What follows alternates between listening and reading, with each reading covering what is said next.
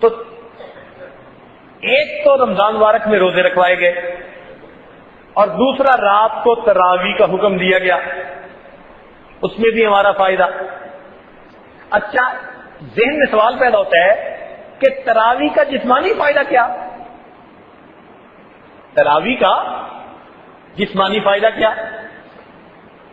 روحانی فائدے تو ہیں ہی صحیح۔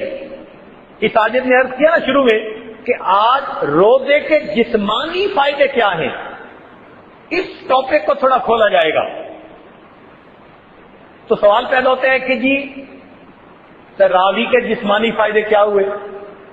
تو بھائی نماز کے روحانی فائدے تو بے شمار ہیں، جسمانی فائدے بھی ہیں۔ یہ ایکسرسائز بھی تو ہے نا۔ پہلے کہا جاتا تھا ڈاکٹروں کی طرف سے کہ جی آپ ہفتے میں 4 دن کم از کم برسک واک کیا کریں، بلکہ 10 سال پہلے کہتے تھے جاگنگ کیا کریں، یہ بھاگا کریں۔ پھر ثابت ہوا کہ جو جاگنگ زیادہ کرتے ہیں تو بڑھاپے میں ان کے پاؤں کی جو ہڈیاں ہوتی ہیں وہ پرابلم کرتی ہیں۔ اب ڈاکٹر آہستہ آہستہ آ گئے جی کہ برسک واک کہتے ہیں ذرا تیز چلنے کو، کہ جی یہ انسان کے لیے سب سے فائدے مند۔ اور اللہ تعالیٰ کی شان دیکھیے کہ برسک واک، ذرا تیزی کے ساتھ چلنا، یہ بھی میرے محبوب صلی اللہ علیہ وسلم کی مبارک سنت ہے۔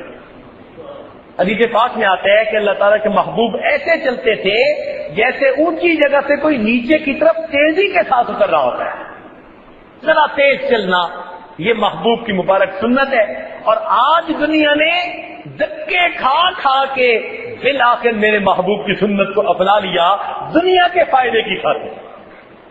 ہم کہتے ہیں جی برسک واک کرنا چاہیے، چلیں جی برسک واک کرتے ہیں۔ پھر اب انہوں نے کہا کہ یہ جو ہم دن میں ایک مرتبہ برسک واک کرتے ہیں نا، یہ بھی اتنی فائدے مند نہیں ہے، یہ دن میں کئی مرتبہ کرنی چاہیے۔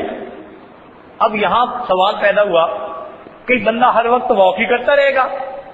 انہوں نے کہا نہیں جی، تھوڑی سی ایکسرسائز کر لے جس سے کہ انسان کے ہارٹ بیٹ تھوڑا تیز ہو جائے، جو فلوئڈ انسان کے اندر بلڈ کی شکل میں بہ رہا ہے اس کی اماؤنٹ بڑھ جائے تاکہ پوری شریانوں کو یہ صاف کر دے۔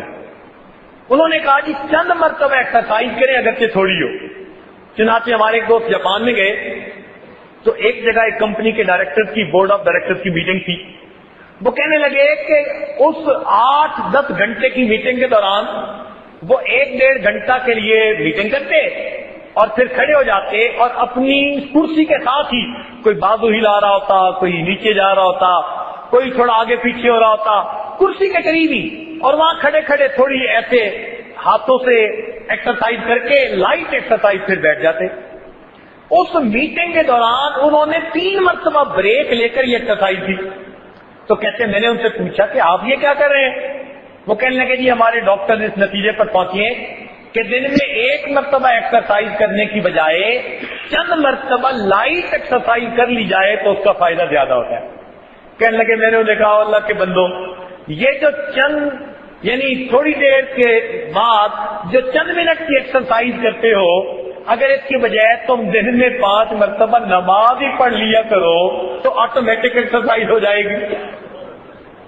اب دیکھیے مومن کو یہ مفت کا فائدہ، وہ اللہ تعالیٰ کا حکم سمجھ کے عمل کر رہا ہے اور اس کا جسمانی فائدہ مفت کا، اس میں نماز پڑھنے سے اس کو فائدہ مل رہا ہے۔ کوئی ان پڑھ بندہ پہاڑ کی چوٹی میں رہتا ہے، اس کو کچھ نہیں پتا کہ میرا جسمانی فائدہ کیا، لیکن اگر وہ بھی پابندی سے نماز پڑھتا ہے تو نماز کی وجہ سے اس کو بھی فائدہ مل رہا ہے۔ ہمارے کئی نوجوان نماز کی پابندی نہیں کرتے، اس نماز کی وجہ سے دیکھیے کتنے فائدے پہنچ رہے ہیں۔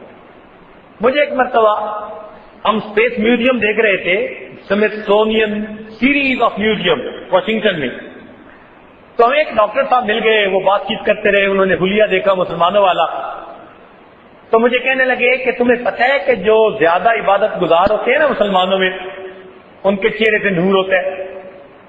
میں نے کہا جی بالکل ہوتا ہے، صلحاء کا نور۔ کہنے لگے اس کی ایک ریزن ہے، انگلش میں بات کر رہا تھا، میں نے کہا جی کیا ریزن ہے؟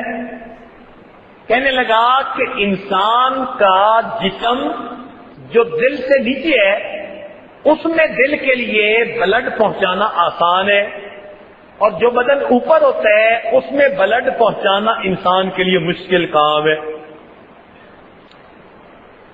وہ ذرا ڈفرینس آتا چلا جاتا ہے، اس لیے سر میں جتنا فلڈڈ بلڈ جانا چاہیے وہ نہیں جاتا۔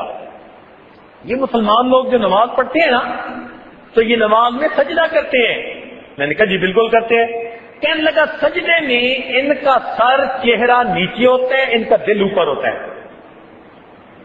یہی ایک ایسی صورت ہے کہ جس میں فلڈڈ ہو کر بلڈ انسان کے چہرے اور اس کی پوری جلد کے اندر جا رہا ہوتا ہے، اور کہنے لگا اگر ذرا لمبا سجدہ کرو تو پورے چہرے کے اندر خون محسوس ہوتا ہے۔ میں نے کہا، کہنے لگے کہ یہ جو بلڈ کی سرکولیشن روز فلڈڈ چہرے پر ہو رہی ہوتی ہے یہ انسان کے چہرے کو تر و تازہ بنا دیتی ہے۔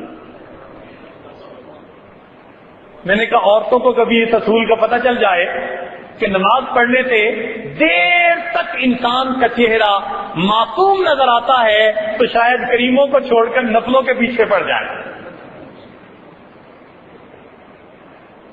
اور واقعی آپ دیکھیں گے کہ جو بھی نیکوکار انسان ہوگا نا اس کے چہرے پہ آپ کو ایک روشنی نظر آئے گی، ایک نور نظر آئے گا۔ واقعی روحانی اثر اپنی جگہ، مگر نماز کے جسمانی فائدے بھی تو ہے نا۔ وہ جو بلڈڈ ان کو پہنچ رہا ہوتا ہے سجدوں میں وہ ان کے چہروں پہ بہار کی تازگی عطا فرما دے۔